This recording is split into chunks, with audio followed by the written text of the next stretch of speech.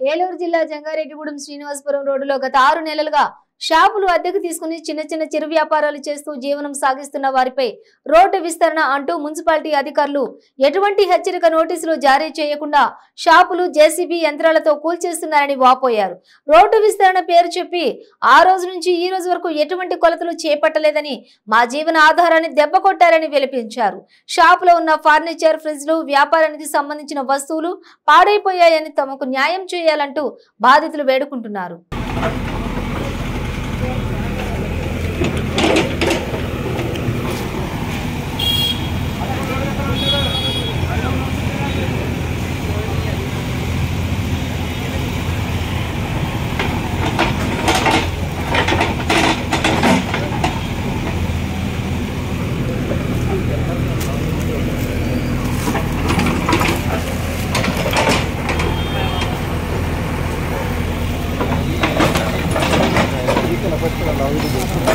నా పేరు రామలక్ష్మి అండి.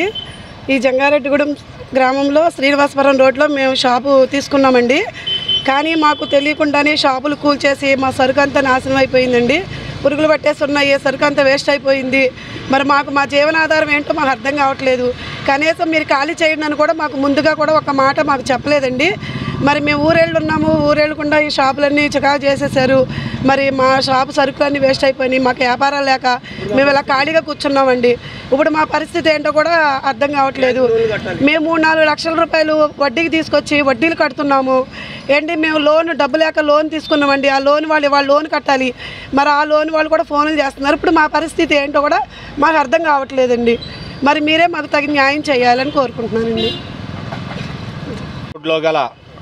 గత 6 నెలలుగా ఏదైతే ఈ షాపులు మేము అద్దెకు తీసుకుని చిన్న చిరు వ్యాపారాలు చేస్తూ జీవనం సాగిస్తున్న మా మీద కక్షగట్టి ఈ మున్సిపల్ అధికారులు ఏదైతే ఉన్నారో ఎటువంటి నోటీసులు కానీ ఎటువంటి హెచ్చరికలు కానీ మాకు జారీ చేయకుండా ఉన్న పలంగా 6వ తారీఖు బుధవారం మధ్యాహ్నం 2 గంటలకు వచ్చి అతి దారుణంగా రౌడీయిజం చేస్తూ మా షాపులను కూల్చి మా ఫర్నిచరు అలాగే మా ఏదైతే ఫ్రిడ్జ్లు ఉన్నాయో మా వ్యాపారస్థానికి సంబంధించిన వస్తువులు ఉన్నాయో అన్నీ కూడా ధ్వంసం చేసి రోడ్డు విస్తరణ అనుకుంటూ మమ్మల్ని చాలా దారుణంగా పాడు చేసిన వాళ్ళు కమిషనర్ గారు, టీపీఓ గారు అలాగే ఉన్నతాధికారులు అందరూ కూడా వచ్చి పోలీసు అధికారులను తీసుకొచ్చి దౌర్జన్యంగా షాపులు పడగొట్టడం జరిగింది.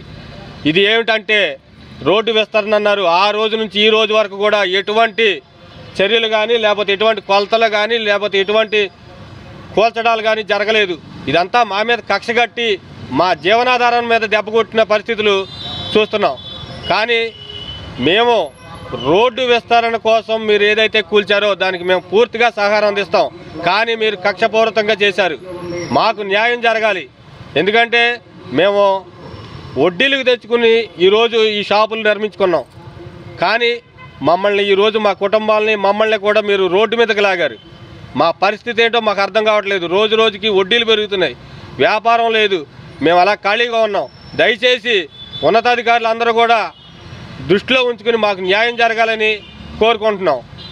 వ్యాపారస్తులకి వ్యాపారస్తులకి వ్యాపారస్తులకి నా పేరు ప్రసాద్ అన్న. మాది ఆహా మనవంటిల్ ఫాస్ట్ ఫుడ్ సెంటర్. మాది రాజమండ్రి. బతుకుతీరు కోసం ఇక్కడికి వచ్చి కష్టపడుతున్నాం. మాకు ఎటువంటి నోటీసులు జారీ చేయకుండా ఉన్న పలంగా 2-3 గంటల సమయానికి వచ్చి మొత్తం కూల్చివేశారు. మాకున్న మెటీరియల్ కానీ మొత్తం అంతా నాశనం అయిపోయింది. ఫ్రిడ్జ్లు 2 డ్యామేజ్ అయిపోయినాయి. డబ్బుల పరంగా కూడా బ్యాంకులో లోన్ తీసుకుని ఇదే బ్యాంకులో మేము లోన్ తీసుకుని షాప్ పెట్టుకోవడం జరిగింది.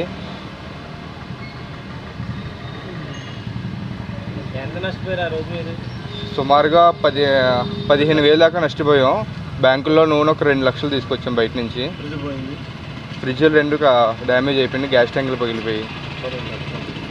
ఇంచుమించుగా సుమారుగా 2.5 లక్షలు అయిందన్న.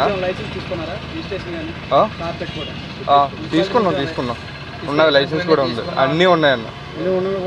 అన్నీ ఉండగలి సార్ పడగొట్టేశారు. ఇచ్చారు ఇచ్చారు.